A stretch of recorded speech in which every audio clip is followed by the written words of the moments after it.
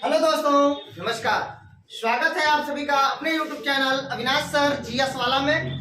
दोस्तों, मैं लगातार आप लोगों को एसएससी जीडी के लिए, यूपी पुलिस के लिए, एसआई के लिए आप लोगों को पॉलिटी का वीडियो बना करके दे रहा हूं। दोस्तों, मैं लगातार आप लोगों को अनुच्छेद का वीडियो दे रहा हूं और आज हम लोग इस वीडियो में राष्ट्रपति से संबंधित अनुच्छेदों को पढ़ने वाले हैं और आज हम लोग ट्रिक के माध्यम से पढ़ेंगे अनुच्छेद 52 से लेकर के 62 तक। अनुच्छेद 52 से लेकर 62 तक कुल 11 अनुच्छेद हैं और सभी अनुच्छेद बहुत ही महत्वपूर्ण है और ये सभी अनुच्छेद लगभग सारे एग्जामिनेशन में पूछे जाते हैं। चाहे आप किसी भी एग्जामिनेशन की तैयारी कर रहे हो, एसएससी, रेलवे, पुलिस, एसआई, दरोगा, एसएससी जीडी, पीसीएस, सारे एग्जामिनेशन में यहाँ से प्रश्न पूछे जाते हैं। तो आइए दोस्तों, बिना देर के हुए हम लोग वीडियो की शुरुआत करते हैं। दोस्तों, अनुच्छेद 52 से लेकर 62 तक इसको हम लोग ट्रिक के माध्यम से पढ़ने वाले हैं।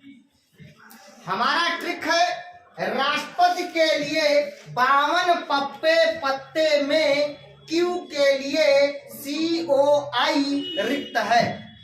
राष्ट्रपति के लिए 52 पप्पे पत्ते में क्यू के लिए COI रिक्त है। मैं बहुत ही आसान तरीके से आपको याद करा दूंगा। दोस्तों, मैंने अपने ट्रिक में राष्ट्रपति लिखा है ताकि आपको पता चल जाए कि ये सभी आर्टिकल जो है, अनुच्छेद जो है, राष्ट्रपति से संबंधित है। तो राष्ट्रपति के लिए 52 पप्पे पत्ते में क्यू के लिए COI रिक्त है। दोस्तों, पहले P से जो है प्रेसिडेंट, दूसरे P से पावर, E से इलेक्शन अर्थात निर्वाचन, यहाँ पे चौथे नंबर पे है P से प्रोसीजर और उसके बाद T से टाइम पीरियड, E से आपका इलिजिबिलिटी फॉर री इलेक्शन पुनर्निर्वाचन और Q से क्वालिफिकेशन, C से कंडीशन, O से ओथ और I से इम्पीचमेंट और रिक्त से खाली पद। मैं दोबारा आपको बता देता हूं, राष्ट्रपति के लिए 52 पप्पे पत्ते में क्यू के लिए COI रिक्त है अर्थात खाली है। देखिए, सब में मैं नंबर डाल दिया हूं 1 2 3 4 5 6 7 8 9 10 और 11। दोस्तों, यहाँ पर P से हो गया प्रेसिडेंट मतलब राष्ट्रपति का पद, दूसरे P से है दूसरे नंबर पे पावर, संघ की कार्यपालिका शक्ति पावर। यहाँ तीसरे नंबर पर E से इलेक्शन मतलब निर्वाचक या निर्वाचक मंडल। यहाँ पे 4 नंबर पर P से प्रोसीजर चुनाव की प्रक्रिया, T से है टाइम पीरियड राष्ट्रपति का कार्यकाल। उसके बाद है यहाँ पे 6 नंबर पर E eligibility for re election पुनर्निर्वाचन, यानी कोई भी व्यक्ति दूसरी बार भी राष्ट्रपति बन सकता है, तीसरी बार राष्ट्रपति बन सकता है, इसके बारे में आपको बताया गया है। E से इलिजिबिलिटी फॉर री इलेक्शन, उसके बाद Q से क्वालिफिकेशन अर्थात दोस्तों अर्हता योग्यता, C से कंडीशन शर्त, O से ओथ शपथ और I से इम्पीचमेंट महाभियोग प्रक्रिया और रिक्त से अर्थात खाली पद है राष्ट्रपति का, उसको कैसे भरा जाएगा इसके बारे में बताया गया। दोस्तों, 52 से 62 तक लगातार सीरियल नंबर से है। 52, 53, 54, 55, 56, 57, 58, 59 और 60, 61 और 62, ये 62 तक दिया गया है। दोस्तों, इसको याद करना है, कैसे याद होगा? देखिए, अपने मन में आप लोग कल्पना करिए, लिखा हुआ है 52 पप्पे पत्ते।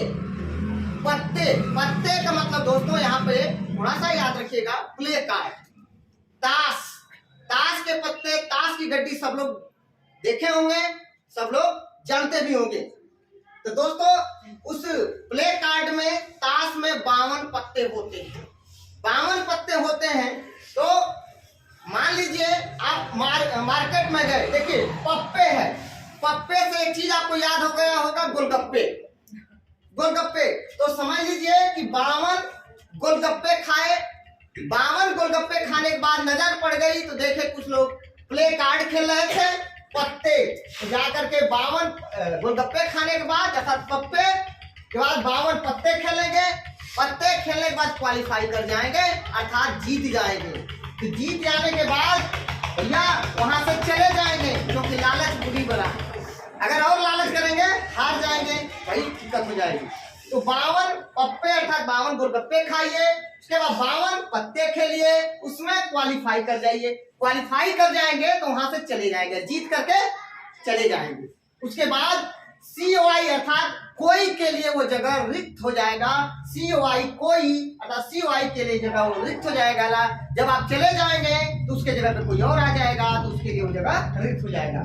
भाई कि कोई ताश उस मत खेलना, प्ले कार्ड मत खेलना, ठीक है। बस हम आपको समझाने के लिए ये चीज कहानी बता रहे हैं आपको कि 52 गोलगप्पे खाइए, उसके बाद पत्ते खेलिए, उसके बाद क्वालिफाई कर जाइए। क्वालिफाई कर जाएंगे तो वहां से चले जाएंगे तो किसी के लिए वो जगह रिक्त हो जाएगा, तो कोई दूसरा व्यक्ति आ जाएगा। तो बहुत ही आराम से याद हो गया होगा। 52 पप्पे पत्ते में क्यू के लिए COI रिक्त है। अनुच्छेद 52 कहता है कि पी से प्रेसिडेंट, भारत का एक राष्ट्रपति होगा। दूसरे पी, पहले पी में हो गया कि भारत का एक राष्ट्रपति होगा, पी से प्रेसिडेंट। दूसरे पी से हो गया पावर अर्थात संघ की कार्यपालिका शक्ति राष्ट्रपति में निहित है। ई से इलेक्शन निर्वाचक मंडल, यानी राष्ट्रपति का निर्वाचन कैसे होता है, तो भैया उसके बारे में बताया गया है अनुच्छेद किसमें 54 में। अनुच्छेद 54 में अनुच्छेद 55 कहता है कि भैया पी से प्रोसीजर यानी चुनाव की प्रक्रिया क्या है। टी से टाइम पीरियड, राष्ट्रपति के कार्यकाल का उल्लेख किया गया है। ई से एलिजिबिलिटी फॉर री इलेक्शन अर्थात पुनर्निर्वाचन की क्या योग्यता है। पुनर्निर्वाचन कोई भी व्यक्ति जैसे राष्ट्रपति के पद पर है तो क्या उसका पुनर्निर्वाचन हो सकता है कि नहीं हो सकता है, इसके बारे में बताया गया है अनुच्छेद 57 में। 58 में है कि राष्ट्रपति के लिए क्यू से क्वालिफिकेशन, राष्ट्रपति के लिए क्या क्वालिफिकेशन है, क्या जो है उसके लिए क्या योग्यता है, क्या अर्हताएं हैं। चलिए उसके बाद है सी से कंडीशन, उसके लिए शर्त क्या है। ओ से ओथ, राष्ट्रपति को शपथ कौन दिलवाएगा। उसके बाद ई से इम्पीचमेंट, महाभियोग प्रक्रिया, और उसके बाद जो है रिक्त पद खाली पद को भरना। चलिए एक एक करके समझते हैं। हमने आपको बता दिया अनुच्छेद 52 में कहा गया है पी से प्रेसिडेंट अर्थात राष्ट्रपति का पद, यानी भारत का एक राष्ट्रपति होगा, इसका उल्लेख अनुच्छेद 52 में किया गया है। सीधा आपसे क्वेश्चन पूछा जाएगा, राष्ट्रपति के पद का उल्लेख संविधान के किस अनुच्छेद में है, तो 52 में है। दूसरे नंबर पे है अनुच्छेद 53 अर्थात पी से हो गया पावर अर्थात कार्यपालिका शक्ति। संघ की कार्यपालिका शक्ति किसमें निहित होती है, तो राष्ट्रपति में निहित होती है, याद रखिएगा। संघ की वास्तविक कार्यपालिका शक्ति किसमें निहित होती है, तो प्रधानमंत्री में होती है। दो चीज याद रखिएगा, कभी गलती नहीं होगा। देखो सरकार का प्रमुख होता है प्रधानमंत्री और देश का प्रमुख होता है राष्ट्रपति, क्योंकि राष्ट्रपति देश का प्रमुख होता है और सरकार का प्रमुख होता है प्रधानमंत्री। तो बाबू याद रखिएगा, संघ की वास्तविक कार्यपालिका शक्ति प्रधानमंत्री में निहित होती है, लेकिन संघ की कार्यपालिका शक्ति राष्ट्रपति में निहित होती है। राष्ट्रपति कार्यपालिका का नाम मात्र का प्रमुख होता है। आई बात समझ में? तो दो चीज याद रखिएगा, वास्तविक लग जाएगा तो प्रधानमंत्री, और नाम मात्र या अध्यक्ष केवल पूछ देगा तो राष्ट्रपति।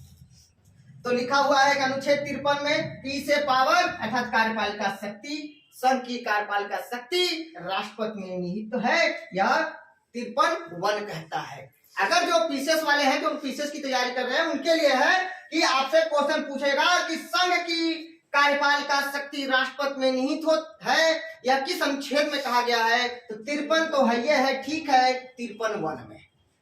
और 53(2) कहता है कि राष्ट्रपति तीनों सेनाओं का कमांडर इन चीफ होता है, तीनों सेनाओं का प्रमुख होता है।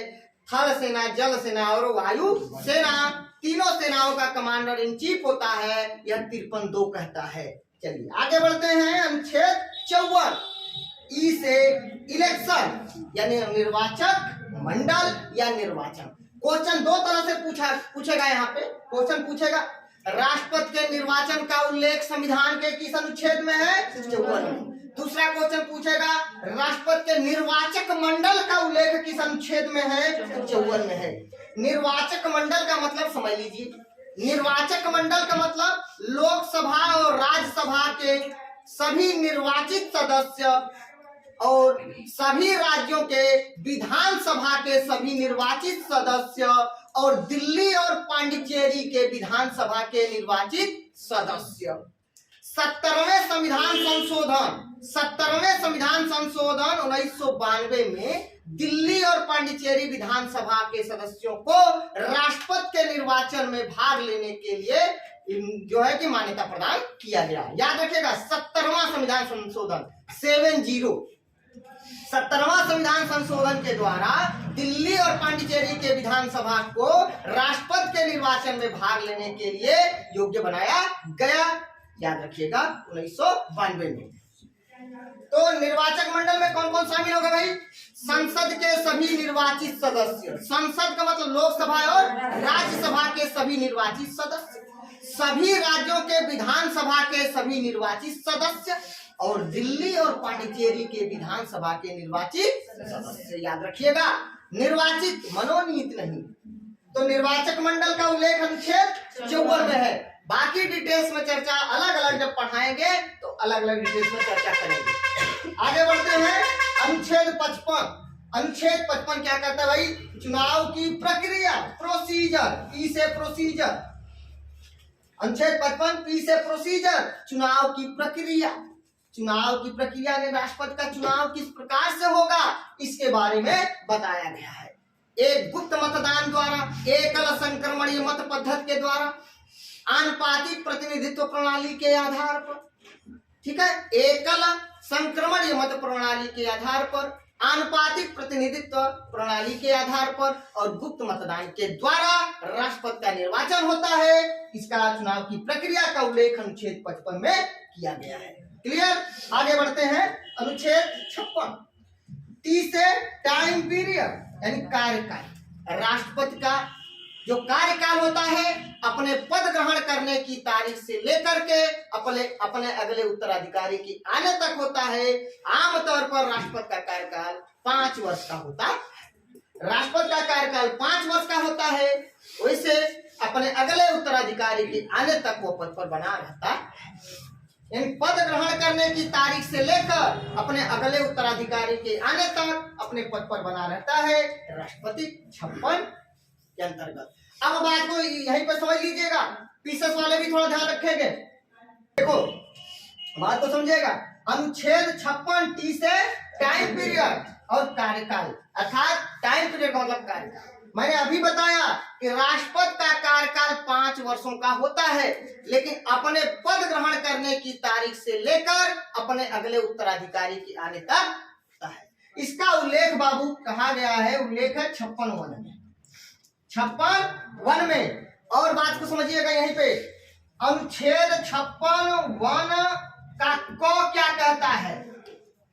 बात को समझिएगा यहीं पे। 56(1) कहता है कि अपने पद ग्रहण करने की तारीख से लेकर के 5 वर्षों तक यानी अपने उत्तराधिकारी के आने तक कार्य करता है। लेकिन 56(1) को क्या कहता है कि राष्ट्रपति अपना त्याग पत्र उपराष्ट्रपति को देता है, डिप्यूटी प्रेसिडेंट को देता है। ध्यान रखिएगा, भारत का राष्ट्रपति अपना त्याग पत्र उपराष्ट्रपति को देता है। इसका उल्लेख अनुच्छेद 56(1) का को कहता है। आई बात समझ में? दूसरी बात याद रखना, 56(1) का ख क्या कहता है कि राष्ट्रपति महोदय अगर जो संविधान का अतिक्रमण करें, संविधान के अनुसार काम न करें, इन पर महाभियोग चलाने की बात करता है 56(1) ख। और बात को सुनना, 56(2) क्या कहता है 56(2) कहता है कि राष्ट्रपति महोदय अपना त्याग पत्र उपराष्ट्रपति को जब दे देते हैं तो उपराष्ट्रपति महोदय इसकी तत्काल सूचना लोकसभा के अध्यक्ष को देंगे। ये बहुत ही महत्वपूर्ण प्रश्न है, आपके पुलिस के भी हिसाब से देखा जाए तो बहुत ही महत्वपूर्ण प्रश्न है। बात को समझिएगा। तो ये बात अच्छे से समझ में आ गई होगी। तो 56(1) को आप राष्ट्रपति अपना त्याग पत्र उपराष्ट्रपति को देगा, और 56(2) में है कि राष्ट्रपति के त्याग पत्र की सूचना उपराष्ट्रपति तुरंत लोकसभा के अध्यक्ष को देगा। चलिए आगे बढ़ते हैं। अनुच्छेद 57 क्या कहता है? इलिजिबिलिटी फॉर री इलेक्शन, पुनर्निर्वाचन। देखिए हमारा संविधान किसी भी व्यक्ति को 1 बार 2 बार 3 बार राष्ट्रपति बनने से मना नहीं करता है। कोई भी व्यक्ति राष्ट्रपति पद पर आसीन है, उपराष्ट्रपति पद पर आसीन है, तो दोबारा वो चुनाव लड़ सकता है, जितना बार चाहे उतना बार लड़ सकता है, उतना बार राष्ट्रपति बन सकता है। हमारा संविधान मना नहीं करता है।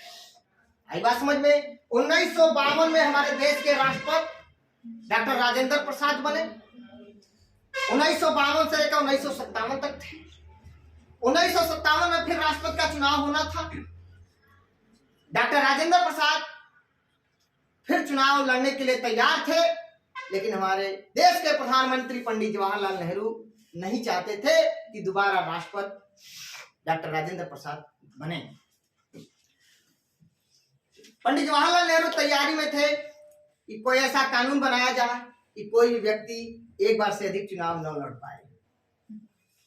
ये तैयारी कर ही रहे थे, तब तक डॉक्टर राजेंद्र प्रसाद को एक खबर मिल गई। डॉक्टर राजेंद्र प्रसाद ने कहा, पंडित जी आप परेशान मत होइए, एक बार मुझे और चांस दीजिए राष्ट्रपति बनने का। एक बार मैं राष्ट्रपति बन जाऊंगा और दोबारा, तो फिर तीसरी बार मैं राष्ट्रपति बनने के लिए अपना नामांकन नहीं करूंगा। तीसरी बार मैं खुद नहीं लड़ूंगा चुनाव, आप परेशान मत होइए, हमको इस बार राष्ट्रपति बनने दीजिए, इस बार राष्ट्रपति का चुनाव लड़ने दीजिए।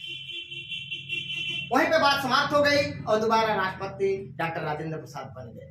तो सबसे लंबा कार्यकाल राष्ट्रपति के रूप में अगर देखा जाए तो डॉक्टर राजेंद्र प्रसाद का है। 12 वर्षों का कार्यकाल उन्होंने पूरा किया है। तो एलिजिबिलिटी फॉर री इलेक्शन, पुनर्निर्वाचन हमारा अनुच्छेद 57 में दिया गया है। अनुच्छेद 58 क्या कहता है भाई? क्वालिफिकेशन, अर्हता। 58 क्वालिफिकेशन, अर्हता, योग्यता।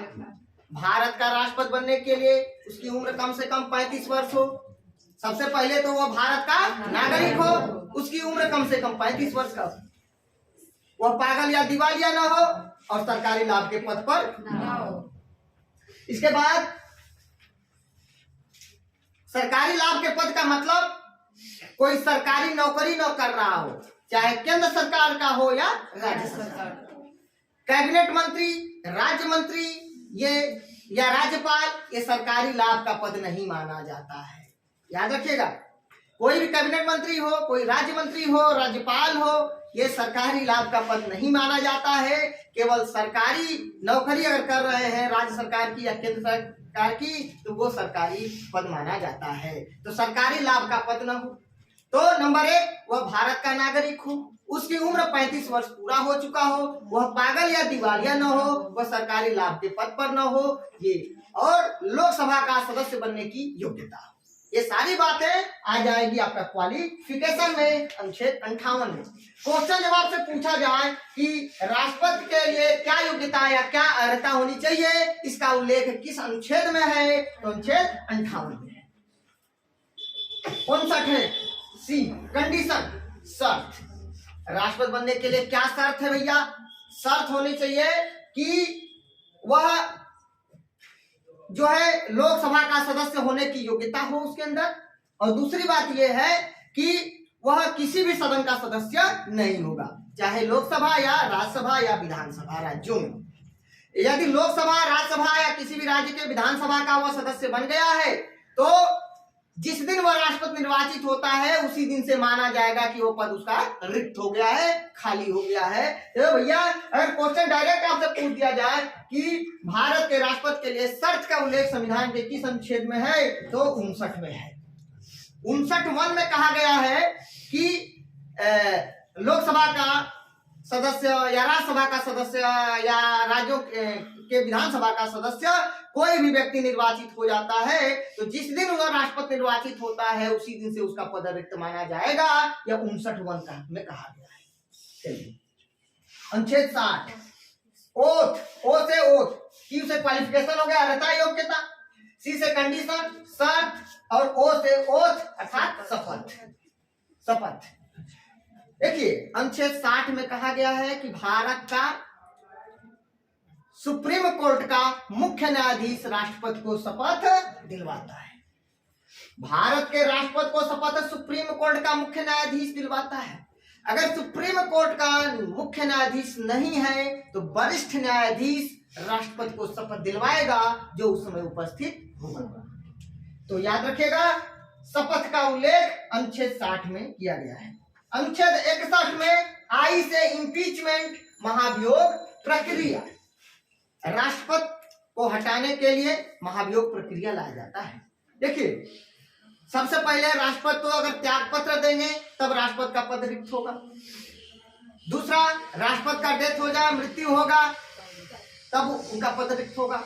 और तीसरी जब राष्ट्रपति संविधान का अतिक्रमण करे, संविधान के अनुसार कोई काम न करे, संविधान का विरोध करे और अपने मन का मनमानी करे और सरकार को लगे कि भैया ये तो मनमानी कर रहे हैं, हमारी बात नहीं मान रहे हैं, तो भैया सरकार कहेगी हम आपके खिलाफ महाभियोग लाएंगे।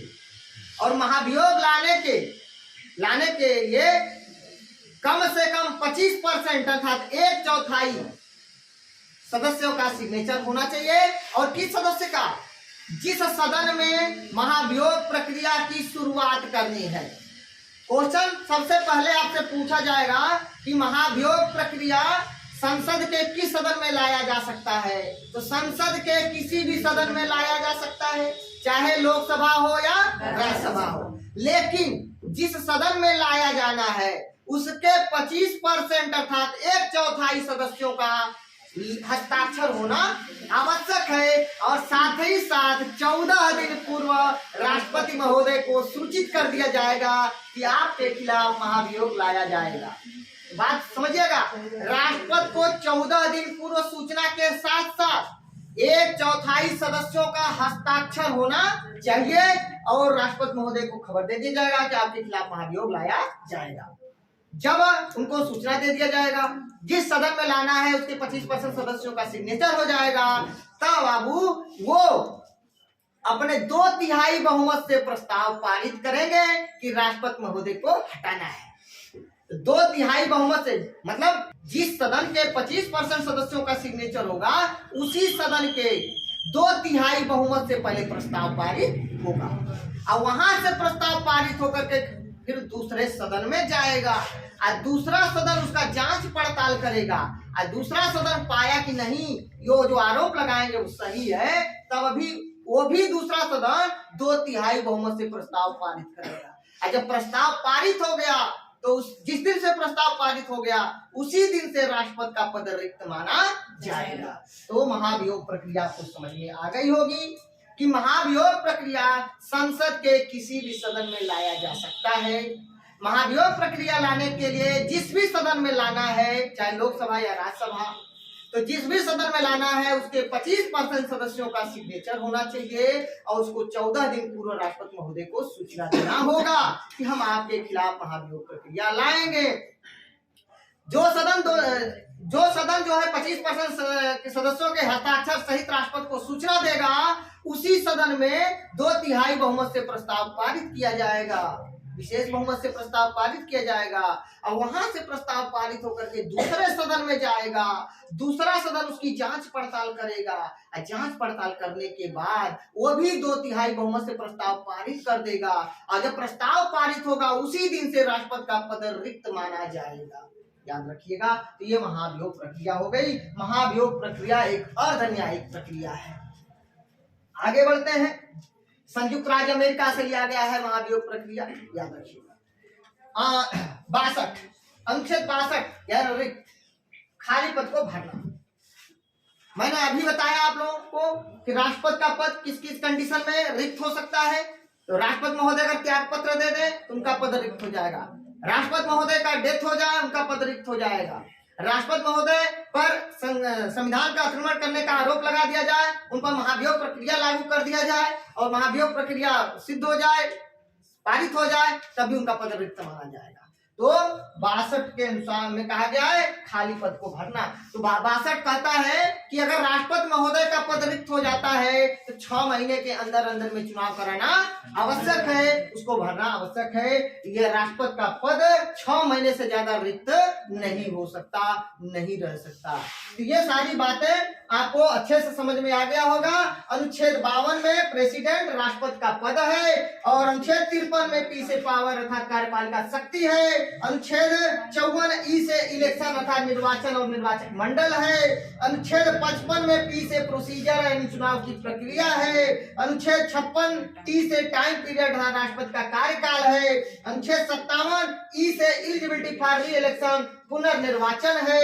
अनुच्छेद 58 में क्यू से क्वालिफिकेशन अर्थात अर्हता योग्यता है। अनुच्छेद 59 में सी से कंडीशन अर्थात शर्त है। अनुच्छेद 60 में ओ से ओथ अर्थात शपथ है। अनुच्छेद 61 आई से इम्पीचमेंट महाभियोग प्रक्रिया है। अनुच्छेद 62 रिक्त अर्थात खाली पद को भरना है। फटाफट हमारे साथ आप लोग रिवाइज करिए। राष्ट्रपति का पद का उल्लेख संविधान के किस अनुच्छेद में है? 52 में है। संघ की कार्यपालिका शक्ति राष्ट्रपति में निहित है, इसका उल्लेख किस अनुच्छेद में है? 53 में पावर संघ की कार्यपालिका शक्ति। तीनों सेनाओं का कमांडर इन चीफ राष्ट्रपति होता है, इसका उल्लेख अनुच्छेद 53(2) में किया गया है।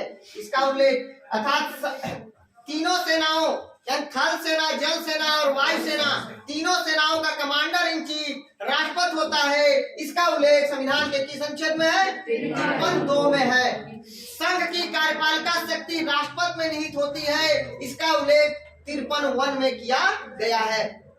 चलिए, राष्ट्रपति के निर्वाचक मंडल का उल्लेख संविधान के किस अनुच्छेद में है? राष्ट्रपति का निर्वाचन किस अनुच्छेद में है? अनुच्छेद 55 यानी चुनाव की प्रक्रिया किस अनुच्छेद में है? 55 में है। राष्ट्रपति के कार्यकाल का उल्लेख किस अनुच्छेद में है? 55 में है। राष्ट्रपति के पुनर्निर्वाचन का उल्लेख संविधान के किस अनुच्छेद में है? राष्ट्रपति के लिए क्या योग्यता होनी चाहिए, क्या अर्हता होनी चाहिए, उसका उल्लेख किस अनुच्छेद में है? 58 में। राष्ट्रपति बनने के लिए क्या शर्त होनी चाहिए, इसका क्या कहाँ उल्लेख किया गया है? 59 में। राष्ट्रपति को शपथ दिलाने का उल्लेख संविधान के किस अनुच्छेद में है? राष्ट्रपति महोदय को शपथ कौन दिलवाता है? सुप्रीम कोर्ट का मुख्य न्यायाधीश। सुप्रीम कोर्ट के मुख्य न्यायाधीश की अनुपस्थिति में वरिष्ठ न्यायाधीश जो उपस्थित होगा वो राष्ट्रपति महोदय को शपथ दिलवाएगा। राष्ट्रपति महोदय अपना त्याग पत्र उपराष्ट्रपति को देते हैं। देखिए, राष्ट्रपति अपना त्याग पत्र उपराष्ट्रपति को देते हैं, इसका उल्लेख संविधान के किस अनुच्छेद में किया गया है? 56(1) के क में। भारत का राष्ट्रपति अपना त्याग पत्र उपराष्ट्रपति को देते हैं, इसका उल्लेख 56(1) का क में दिया गया है। राष्ट्रपति महोदय के त्याग पत्र की तत्काल सूचना उपराष्ट्रपति लोकसभा के अध्यक्ष को देते हैं, इसका उल्लेख किस अनुच्छेद में है? 56(2) में। याद रखिएगा। चलिए, महाभियोग, राष्ट्रपति पर महाभियोग लाने के लिए जो है किस अनुच्छेद में चर्चा किया गया कि अगर राष्ट्रपति महोदय अतिक्रमण करेंगे, संविधान के अनुसार काम नहीं करेंगे तो उन पर महाभियोग लाया जा सकता है। अनुच्छेद 56(1) का ख। 56(1) का ख याद रखिएगा। कई लोग सोच में पड़ गए होंगे 51 में महाभियोग है, तो महाभियोग का इसमें ये है कि महाभियोग की प्रक्रिया, महाभियोग में कैसे लाया जाएगा, उसमें क्या क्या बातें की जाएगी, किस सदन में लाया जाएगा, कितने सदस्यों का हस्ताक्षर होगा, कितने प्रस्ताव द्वारा पारित किया जाएगा, उसके बारे में 61 में किया गया है। आई बात समझ में? 56(1) का ख यही कहता है कि राष्ट्रपति महोदय अगर अतिक्रमण करेंगे संविधान का तो उनके खिलाफ महाभियोग लाया जाएगा। बस इतना ही वो कहेगा। आई बात समझ में? डिटेल चर्चा महाभियोग के बारे में 61 में कहा गया। आगे बात समझ में? जब हम लोग महाभियोग प्रक्रिया अलग अलग इसमें पढ़ेंगे, हम लोग राष्ट्रपति, कार्यपालिका, निर्वाचन मंडल अलग अलग पढ़ेंगे तो हम और डिटेल्स में आप लोगों को पढ़ाएंगे बहुत मजेदार तरीके से। चलिए, तो 58 अर्हता और योग्यता राष्ट्रपति के लिए कौन सा अनुच्छेद? 58। शर्त का उल्लेख, राष्ट्रपति के लिए क्या शर्त होनी चाहिए, इसका उल्लेख 59। बहुत इंपॉर्टेंट है, कई बार पूछा गया क्वेश्चन। राष्ट्रपति को शपथ सुप्रीम कोर्ट का मुख्य न्यायाधीश दिलवाता है, इसका उल्लेख किस अनुच्छेद में है? 60 में है, 60 में है। और याद रखिएगा, महाभियोग प्रक्रिया का उल्लेख संविधान के किस अनुच्छेद में? हमने लिख दिया महाभियोग प्रक्रिया। और चुनाव राष्ट्रपति पर महाभियोग लाए जाने के चर्चा किस अनुच्छेद में है? 56(1) का। राष्ट्रपति महोदय का पद अगर रिक्त हो जाएगा तो उसको भरने के लिए कौन से अनुच्छेद के अंतर्गत बात की जाएगी? अनुच्छेद 62 के अंतर्गत। तो ये सभी प्रश्न थे, बहुत ही इंपॉर्टेंट है, बहुत ही अच्छे तरीके से आपको समझ में आ गया होगा कि 52 पप्पे पत्ते में क्यू के लिए COI रिक्त है। हमारे साथ याद कर लीजिए ट्रिक केवल कि 52 पप्पे पत्ते में 52 पप्पे पत्ते में क्यू के लिए COI रिक्त है। 52 पप्पे पत्ते में क्यू के लिए COI रिक्त है। 52 पप्पे पत्ते में क्यू के लिए COI रिक्त है। तो ये सभी याद हो गए होंगे।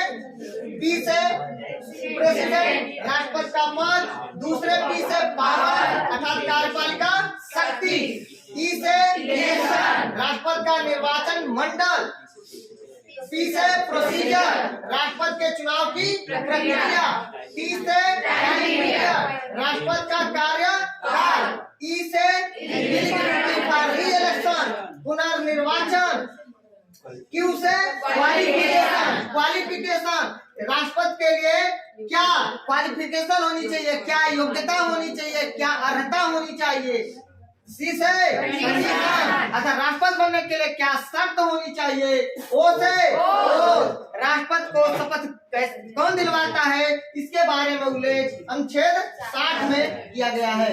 चलिए, आई से इम्पीचमेंट, राष्ट्रपति पर महाभियोग प्रक्रिया लाया जाता है अनुच्छेद 61 के अंतर्गत, इसमें बताया गया है 61 में। राष्ट्रपति का पद रिक्त हो जाता है तो उसको कैसे भरा जाएगा, इसका उल्लेख अनुच्छेद 62 में दिया गया है। 6 महीने के अंदर में उसको भरना अनिवार्य है। दोस्तों, स्क्रीनशॉट लेना चाहे तो स्क्रीनशॉट ले सकते हैं। दोस्तों, कल का मैंने आप लोगों से प्रश्न पूछा था कि भारत के प्रथम दलित राष्ट्रपति कौन थे, और इसका आंसर प्रशांत ने दिया है। प्रशांत कुमार ने इसका आंसर दिया है doctor KR Narayanan. Doctor KR Narayanan. दोस्तों, आज का हमारा प्रश्न है, आप लोग बहुत ही शानदार तरीके से उत्तर दीजिएगा। हमारा आज का क्वेश्चन रहेगा कि भारत का वह कौन ऐसा राष्ट्रपति है जो राष्ट्रपति बनने से पहले गृह मंत्री पद को सुशोभित किया था। भारत का वह पहला कौन ऐसा राष्ट्रपति है जो राष्ट्रपति बनने से पहले गृह मंत्री पद को सुशोभित किया था। दोस्तों, इसका आंसर आप लोग मुझे कमेंट बॉक्स में देंगे, और जो आंसर देगा उन सभी बच्चों का नाम लिया जाएगा नेक्स्ट वीडियो में। दोस्तों, कल के वीडियो में मैं आप लोगों को उपराष्ट्रपति से संबंधित जो भी अनुच्छेद होंगे उसको आप लोगों को बताऊंगा, बहुत ही शानदार तरीके से ट्रिक के साथ। दोस्तों, अगर आप लोगों को मेरा वीडियो अच्छा लगे, प्लीज दोस्तों लाइक कमेंट शेयर करके मुझे सूचित जरूर करना, और मेरे वीडियो में कोई भी कमी हो तो मुझे इन्फॉर्म जरूर करना। और दोस्तों, एक लाइक और एक कमेंट जरूर कर देना। आप लोगों का एक कमेंट मेरे लिए बहुत ही उत्साहवर्धक होता है, मुझे उससे बहुत ऊर्जा मिलती है। और दोस्तों, तो कमेंट करके मुझे जरूर बताइएगा। मिलते हैं नेक्स्ट वीडियो में, तब तक के लिए नमस्कार, धन्यवाद।